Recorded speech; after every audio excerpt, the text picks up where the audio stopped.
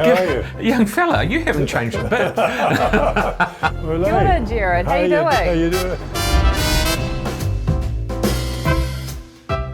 I tend to assemble my lunches rather than actually cooking them, so you're in for an assembled grazing plate. My mum's and my sister's little relishes, they keep me well supplied with food at the moment, which is really good. And some nice bread and local cheeses, pastries, a range of stuff. So I hope you enjoy.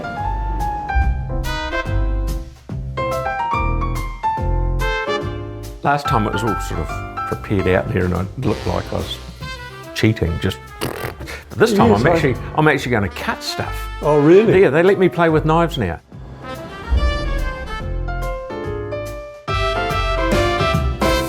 Was it a big decision to decide whether to stand again?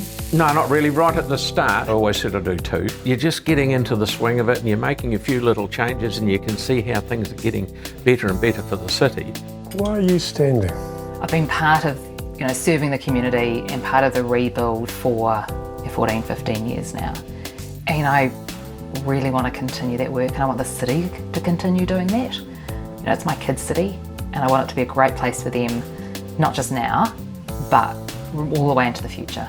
How would you describe this last council? It's more centre left than centre right. Right. But there's always some that are way right and there's always some that are way left. But it's the main nucleus is in the middle, but it just sometimes it's very hard to get what I'd call simple things over the line because we're one short for some things. So you're centre right? Yeah.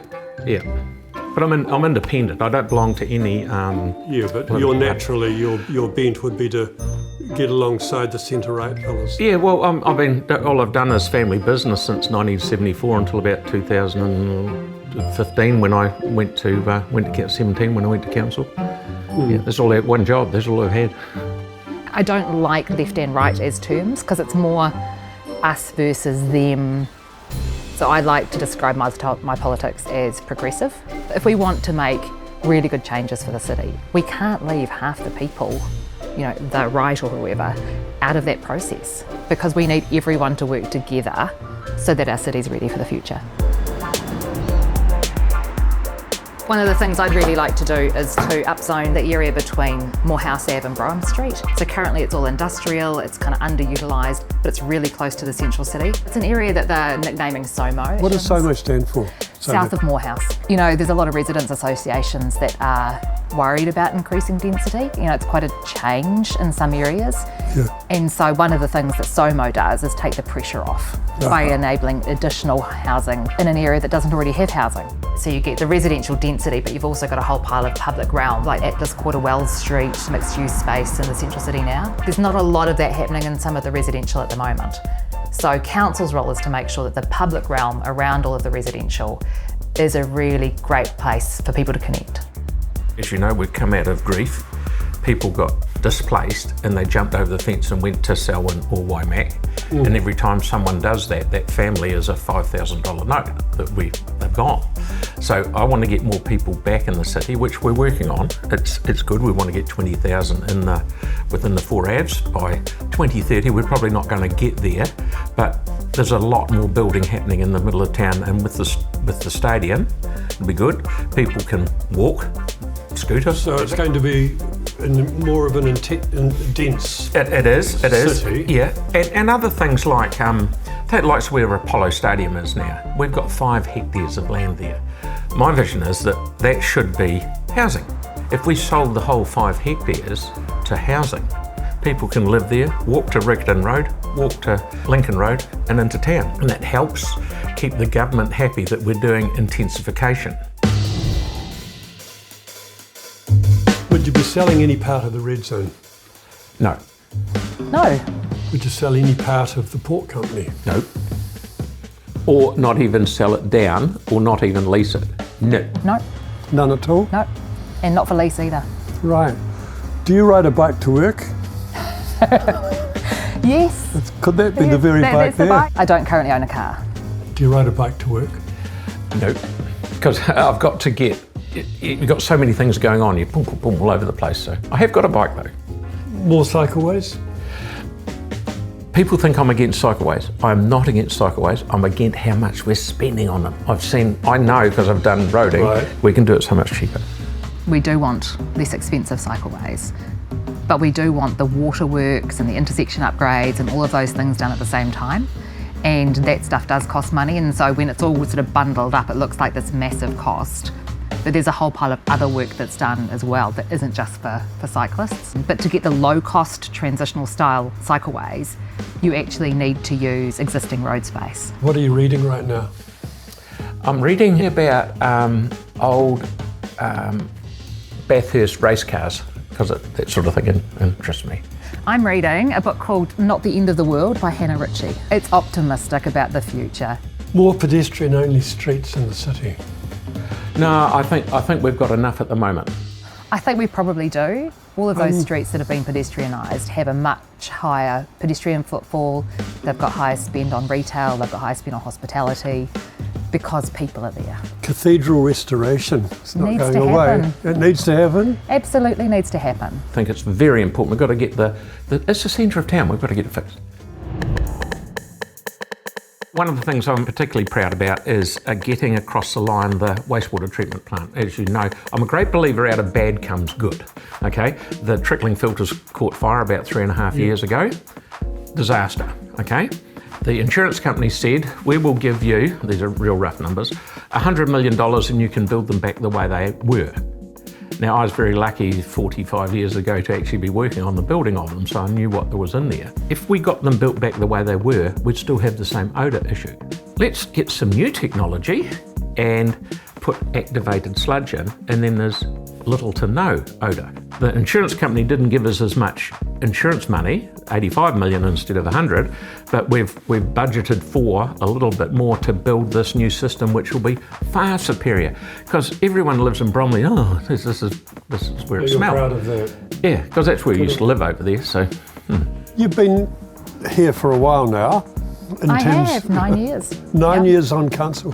What's your best, most favourite moment? It's probably two. So, and they're at really different scales. So, one of the ones that's made an impact on a lot of individuals is getting rid of library fines. And the other one is at completely the other end of the scale, and that was the establishment of the Intergenerational Adaptation Fund. It's like a retirement fund where you start saving up a small amount of money over time for the big costs at the end. So we know that we're going to have to adapt in a range of ways. So along our coastline, maybe on our hills with the fire stuff. Climate change stuff. Climate change stuff. This fund will build up over time.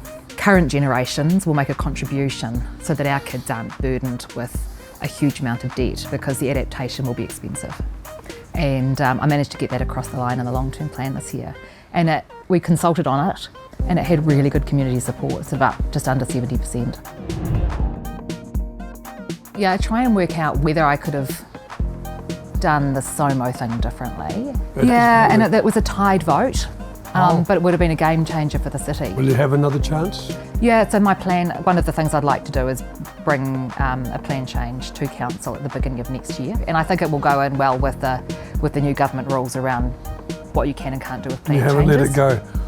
No, it's too important for the city, can't let it go. Right. Your worst moment? Something that you regret? I don't really have any regrets. I've just tried the hardest I can all the way through. I've had some kick down, but I can't actually recall any. Nothing you've stuffed up? Not that I'll probably find out about it in the next 2.5 months, but not that I can think. Your vision's mostly around economic growth, business. It is. That's your world. Yeah, yes, and what we have got, if you've been out to the airport, they've just, Pratt & Whitney and Air New Zealand have just got together again and spending $300 million on a new engine centre upgrade, which in the end will give us 500. There's 300 out there now, another 200, so 500 total high-paying jobs for doing it. We'll be the only Tier 1 engine doer-uppering department in the Southern Hemisphere, which is music to me ears. So will Christchurch grow a lot in numbers? Do you want to see a bigger city? It's going to grow anyway, whether we like it or not. So we've got to make it easy, whether people are walking, motorbiking, bus, car, as easy as possible to get in and out of town. I'm a fan of a thing called trackless trams, which more or less is a long bus. Yeah. So, but you don't need a track to put it on. There's a number of them overseas. They look just like a Melbourne tram, but they can go anywhere. 10 years' time, who are we? We're going to have a leafier city as a start. We've got the urban forest plan now, so we can do more street trees, more trees in our parks. It's got shade for summer, climate resilience. It, captures rainwater. They sequester carbon, and they're really good for our well-being. Are we going to be paying a hell of a lot of rates by then? We're bound to be in debt still, absolutely. We'll still be paying off the legacy of the earthquakes. You borrow for 30 years, and so we'll still be paying some of those off. The stadium's one of those. But we should, by then, have got, for example, our water renewals underway. Nearly a third of the water that we pump out of the ground doesn't make it to people's taps. Well, and we need to fix it leaks. Yeah, it leaks. Yeah.